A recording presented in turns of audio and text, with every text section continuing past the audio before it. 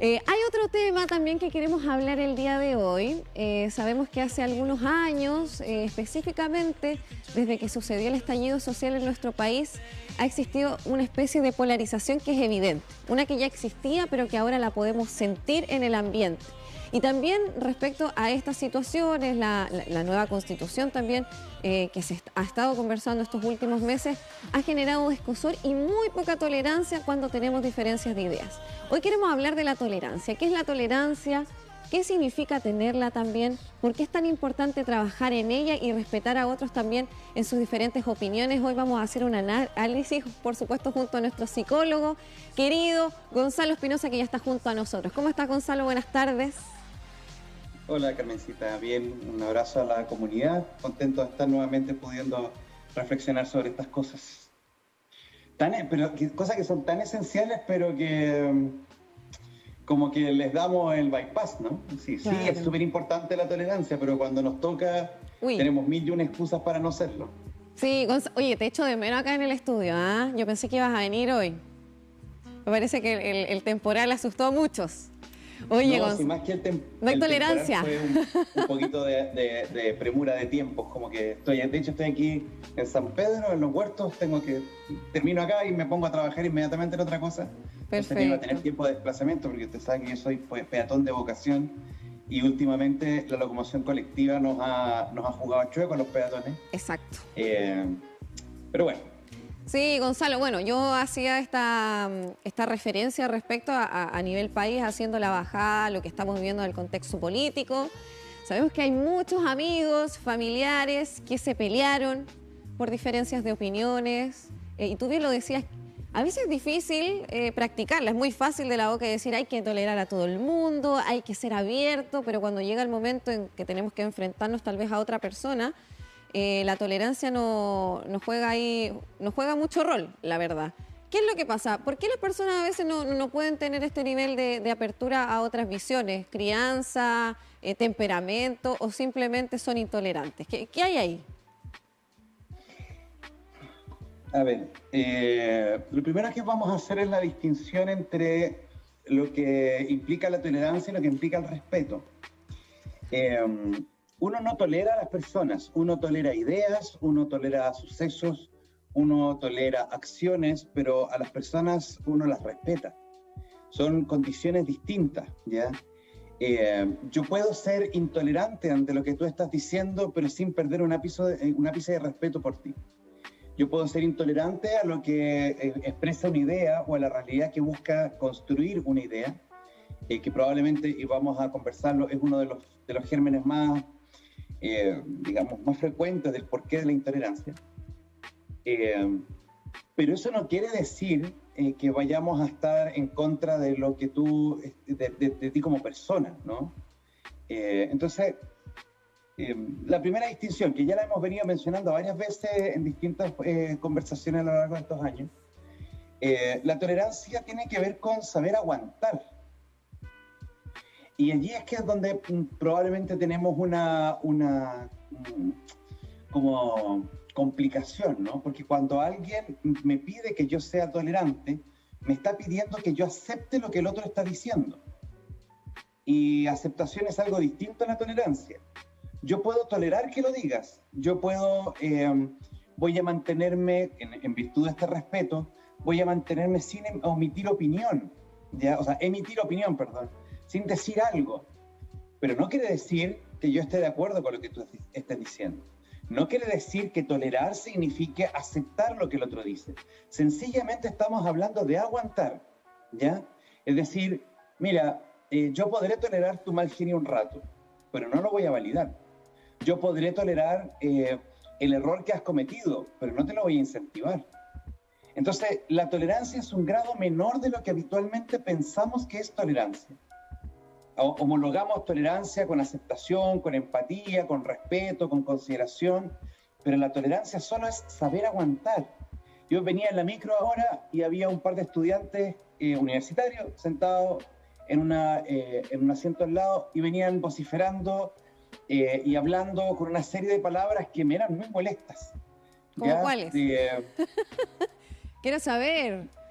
Queremos Es que lo que saber. pasa es que hay una palabra en Chile a la que yo le tengo bronca y me van a disculpar el chileno, pero es el huevón y todos los derivados de huevón, hueveo y hueveo. ¿Ya? Pero No no le tienes porque... tolerancias. No, no mucha. Pero no es porque sea una palabra que me parezca Eso es. mala o fonéticamente fuerte. De hecho, yo mismo puedo llegar a utilizarla muchas veces. Me molesta cuando sobreabunda en la boca de alguien porque implica pereza intelectual. Implica que la persona nos está dando el tiempo para identificar qué palabra quiere decir y le está entregando al otro la responsabilidad de construir el discurso. Vicio idiomático. Entonces, claro, tú le dices, oye, pues, disculpen por favor, pero pásame la huevita que está encima de la hueá. Es como que yo tengo que entender a qué te estás refiriendo, ¿no? Y cuando yo no entiendo, tú te enojas de que yo no te entienda, ¿no? Entonces, aquí te están diciendo que sí, que te entienden, que te apoyan acá en el estudio. sí, sí, porque finalmente esta pereza intelectual genera muchos conflictos, genera muchas ambigüedades, porque finalmente terminamos malinterpretando las cosas. Y uno de los problemas principales que tenemos en este minuto, y no sé qué tan fidedigno por ahí, pillé un par de investigaciones, pero no sé, no he revisado la metodología, que hablan de que el CI de la población humana ha ido descendiendo en los últimos años, ¿ya? Y una de las razones probablemente es que nuestro pensamiento se ha vuelto desorganizado, intuitivo, más bien antojadizo. Hacemos lo que queremos con las palabras y no entendemos que una palabra es un concepto que sirve para ordenar el pensamiento. Cuando diluimos el significado de una palabra, como por ejemplo tolerancia, se nos hace difícil entender de qué estamos hablando y por lo tanto empezamos a cometer error, se nos confunden los conceptos, etc. Por eso yo siempre comienzo haciendo las distinciones entre un concepto y otro. Pero volvamos a tolerancia. Gonzalo, cuando hablamos de aguantar... ¿Perdón? Gonzalo, me gustaría que abordáramos lo que te pregunté al inicio respecto a qué pasa. Claro, la tolerancia, y tú bien lo decías, los conceptos nos ayudan a poder ordenar y dar una estructura mental a lo que vivimos, ¿cierto? Y que lo necesitamos, ¿ah? Ojo, los seres humanos necesitamos, por eso decimos siempre, las palabras construyen realidades. Yo te preguntaba qué pasa también, o sea, la tolerancia finalmente también parte de la enseñanza y de la educación, de casa y también intelectual, porque bien lo dice, si tú no la entiendes, no sabes lo que es, tampoco la vas a poder aplicar en el día a día. ¿Qué pasa también ahí? ¿Por qué, ahí tú bien lo mencionabas, parece que las nuevas generaciones son más intolerantes? Ellos se... Y ojo, yo he hablado con amigos más jóvenes y me dicen, no es eso, es que somos intolerantes a lo intolerante, a lo que es intolerante. No, pero... Como que hay un límite. ¿Qué pasa con mis un opiniones y los discursos de odio? Que se habla bastante en redes sociales respecto a la comunidad LGTBI, a las disidencias, a lo que estamos hablando ahora también en el panorama político. ¿Qué es lo que hace esa diferenciación? ¿Es la crianza? ¿Es mi carácter? Por eso yo te preguntaba, ¿qué hace la diferencia en eso? ¿O se puede aprender también a cambiar esta modalidad en cómo nos vamos ¿cierto? Comunicando, encontrando? Yo te diría que la tolerancia no es algo que educa, no es algo que se aprende, es la consecuencia de una manera de entender las cosas. Por lo tanto, sería infructuoso, a mi juicio, hacer un curso de tolerancia o un taller de tolerancia, porque finalmente la tolerancia es, en este caso hablemos de la intolerancia, es cuando tu sistema de creencias choca con el mío. Pero no es solamente un simple choque, un toponcito que podría ser insignificante, es que lo que tú estás proponiendo trae efectos significativos para mí, para cómo entiendo el mundo, para lo que ando buscando en la vida, para lo que yo considero felicidad y tranquilidad y bienestar, para lo que yo quiero entregarle a los demás.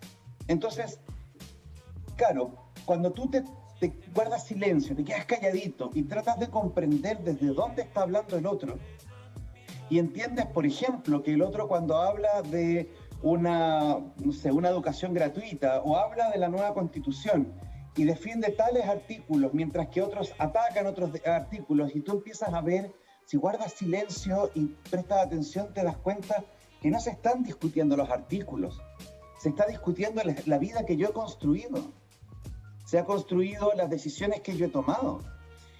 Es difícil llegar a cierta edad, por ejemplo, y mirar hacia atrás y descubrir que la he venido embarrando hace 20 años y que porque no entendías las cosas como se entienden ahora, te das cuenta que efectivamente cometiste mucho error.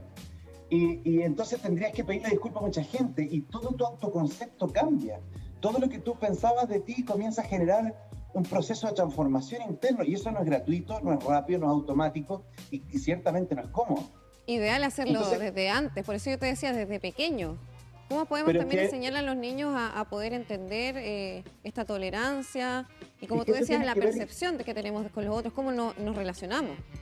Tiene que ver con la capacidad de pensar ordenadamente. Porque cuando yo entiendo que el otro está haciendo solo una expresión de una idea, que esa expresión no tiene la intención de atacarme, no tiene la intención de destruir la persona que soy, cuando entiendo los alcances, cuando logro comprender bien lo que el otro dice, porque, y aquí me quiero detener un poquitito, basta que, yo recuerdo muy claramente, bueno, pues son varios ejemplos en realidad, en donde basta que en un discurso tranquilo alguien mencione una palabra, un concepto, para que todo lo que he estado diciendo hasta ahora, el contexto que rodea a ese concepto desaparezca. Y entonces las personas reaccionen ante ese concepto como si eso mismo fuera todo el discurso. Es decir, puede ser que una persona esté hablando acerca del respeto, de la igualdad, de la tolerancia, y en algún minuto olvide conjugar o presentar los verbos con los distintos artículos genéricos. Y alguien, por solo hecho de que se le olvidó decir tal o cuales vocales, inmediatamente reacciona, no importando lo que se ha dicho antes o lo que se ha dicho después. Entonces, eso habla que finalmente estamos básicamente en un estado de alerta, identificando los famosos red flags, estas cosas que nos dicen que tenemos que prestar atención porque, como en Chile somos indicadoristas, es decir, el indicador hace el fenómeno. Si una persona te mira así, quiere decir entonces que es de tal manera, busca esto, tiene este tipo de crianza, piensa esto al respecto. Es como que nos basamos en un elemento para sacar un juicio sobre toda la persona. Si algo se podría educar, es el pensamiento ordenado, disciplinado. No estoy hablando adoctrinado ni demagógico. Estoy hablando que la persona piense ordenadamente, entienda, busque entender lo que el otro está diciendo, y entonces, habiendo comprendido lo que el otro dice, yo lo contrasto con lo que creo. Pero en este minuto, nosotros somos intolerantes porque estamos muertos de miedo. Oye, querido Gonzalo, me gustaría también que pudiéramos hablar respecto al trabajo que hizo ahí el gran biólogo Humberto Maturana, que lo perdimos hace muy poquito, hace un año Humberto falleció, y él lo mencionaba muy claro, la comunicación es la base de la civilización humana. O sea, desde los inicios, desde los tiempos cuando nosotros nos comenzamos a organizar, la comunicación tuvo un papel fundamental para expresar emociones y poder también llegar a lo que somos hoy, ¿cierto? Que somos la especie más evolucionada o al menos somos los máximos depredadores de este planeta. Pero ¿qué pasa ahí también? Insisto, me gustaría que tocáramos el punto que tú lo mencionas, porque finalmente yo veo y dilucido de lo que tú mencionas, de que los chicos ahora tienen un problema también de ser tolerantes porque falta esta educación que tú mencionas de lenguaje, de poder comprender los conceptos y entender también que una persona no es solamente lo que dijo, o como tú bien lo mencionas, no soy lo que yo pienso al 100%, sino que también son las consecuencias de mi acto. ¿Qué pasa ahí también? ¿Cómo podemos hacer esta diferenciación dejando este escenario y entendiendo de que estamos viviendo un momento súper polarizado en nuestro país? Es por eso también que nosotros quisimos tocar este tema. Vamos a tener una elección ahí prontamente, este plebiscito de salida este 4 de septiembre, y sabemos que en estos 2 meses se viene una campaña muy fuerte política en nuestro país. Nuevamente se van a alzar voces, visiones distintas, y yo te mencionaba al inicio, muchos amigos, familiares, compañeros se han molestado, se han peleado y se han dejado de hablar también por estas diferencias de ideas. ¿Qué podemos hacer también para, no sé si volver a encontrarnos, pero sí respetarnos respecto a las diferencias de opiniones que podemos poseer? Porque tú bien lo decías, esto también depende de mi cosmovisión, de mis vivencias, de mi propia vida, de lo que yo he barajado, las oportunidades o también tristezas que tal vez me han pasado, que he vivido. Sí, yo creo que estamos pagando las consecuencias del concepto, del errado concepto que se defendió durante muchos años de que la educación hace que tú seas alguien, ¿sí? Entonces, pareciera ser que cualquiera que ha pasado por un taller, por un curso, o ha leído un libro, o ha visto un tutorial en YouTube, o lo que sea, ya está enterado del tema, ya domina el tema, ¿no? Como si la experiencia, la sapiencia, o incluso la propia capacidad reflexiva no valiera de nada, ¿no? Lo digo porque cuando estamos hablando sobre temas sociales, Tenemos que reconocer mucho que hay muchos grupos de poder interesados en que cada grupo piense de una manera u otra, para ambos lados. Y uno se vuelve en una ovejita que va rescatando algunos artículos, argumentos o ideas que recogió por allí y las vomita, las regurgita constantemente, como si acaso yo pensara eso, ¿no? Pero muchas veces lo digo porque lo dijo la persona a la que yo le creo, más allá de que yo le crea el argumento mismo o no. Claro. Vuelvo un poco al tema de la disciplina mental. Nosotros tenemos un pensamiento ovejuno muy desarrollado en Chile. La gente va a escuchar la música que la mayoría Gonzalo, oye. ¿y tú por qué crees que se da este fenómeno en nuestro país? ¿Por qué somos tan de seguir a la masa? Mira, hay una investigación que hizo la PNUD en el 2008, tiene que haber sido. Una investigación que duró 2 años en Chile y trataron de identificar cuáles eran las características de los chilenos, cuáles eran los elementos centrales de la cultura chilena. Y no encontraron nada. 2 años de investigación. La PNUD, no estoy hablando de un instituto particular. No hay una cultura de los chilenos, somos un retazo, somos un patchwork, somos un mosaico de un montón de cositas pegadas, pero no tenemos un sentido de identidad, no nos sentimos orgullosos. ¿Será eso, mira, por ejemplo? La relación que tenemos con nuestro pueblo originario, o sea, es súper sintomático, ¿no? Por ahí me gustaría que también lo planteáramos, querido Gonzalo, porque tú bien lo decías, o sea, como que no hay una identidad y cuando no tenemos una identidad, ¿qué defendemos? ¿Cómo nos unimos? Claro. Pasa muchas veces que dicen, oye, los argentinos tienen este sentido de que ellos, sale un artista, lo apoyan, vamos, y el chileno no, es chaquetero, todo lo contrario. ¿Irá por ahí también la cosa de por qué no podemos llegar a un punto? Mira, yo creo que lo que pasa es que cuando tú careces de una identidad, utilizas parches, utilizas el diploma colgado en la pared, utilizas el pañuelo que te pones en el cuello para salir a protestar, utilizas la bandera que enarbolas para el 18 de septiembre, utilizas cosas para llenar una identidad que no está clara. Entonces, cuando yo tomo una idea, de una ideología, de un movimiento, etcétera, y yo confundo que mi identidad está allí, cuando tú ataques esa idea, yo la voy a defender como si me estuviera defendiendo yo, porque eso me define.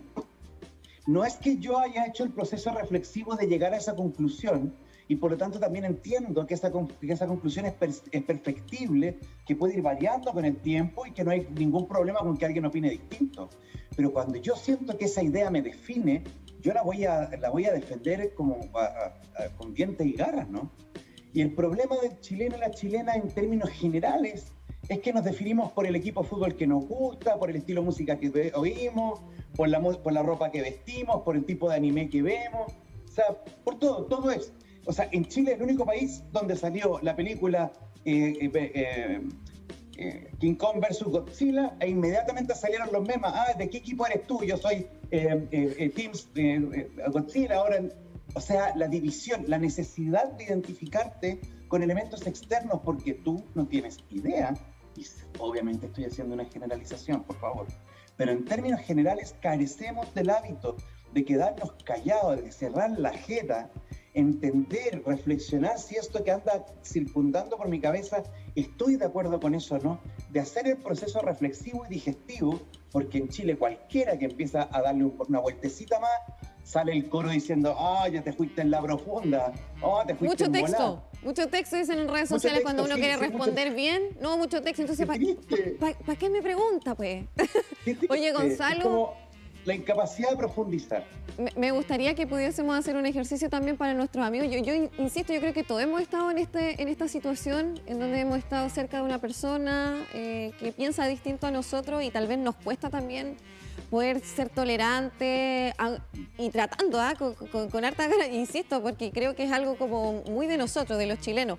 ¿Qué podemos hacer en estos 2 meses que sabemos vamos a tener muchas diferencias? ¿Cómo podemos partir esta transición y para ser mejores finalmente y poder escuchar al otro? Hay una consigna que yo creo que debemos repetirnos en la cabeza, una pregunta meta, algo, no sé cómo decirlo. Cada vez que yo vaya a conversar con alguien acerca de estos y otros tantos temas. Y la consigna es, quiero comprender. ¿Por qué? Por tanto, quiero comprender lo que el otro me está diciendo. Quiero comprender lo que el otro me está diciendo. ¿sí? Que, por lo tanto, si yo quiero comprender, no atacar, no convencer, no desactivar, no burlar, no mandar a leer a alguien, sino si yo quiero comprender, mis preguntas se van a ordenar en ese objetivo. Entonces le voy a preguntar a la persona, no voy a estar esgrimiendo argumentos yo para desactivar los argumentos del otro. O no escuchar para responder, pasa muchas veces, claro, eso, ¿ah? Tal cual. O sea, yo estoy esperando que diga una palabra que para mandarle el golpe. Entonces no hay ánimo de diálogo, no hay ánimo de comprensión. Por tanto, lo primero que tengo que hacer es alinearme con el espíritu comprensivo, es decir, yo voy a hablar contigo porque quiero comprender. A mí me ha tocado muchas veces, bueno, a mí me tildan de amarillo porque para algunas cosas pienso de una manera y otra. Amarillo. Y para otras de otra. Sí, claro. Bueno, aparte de...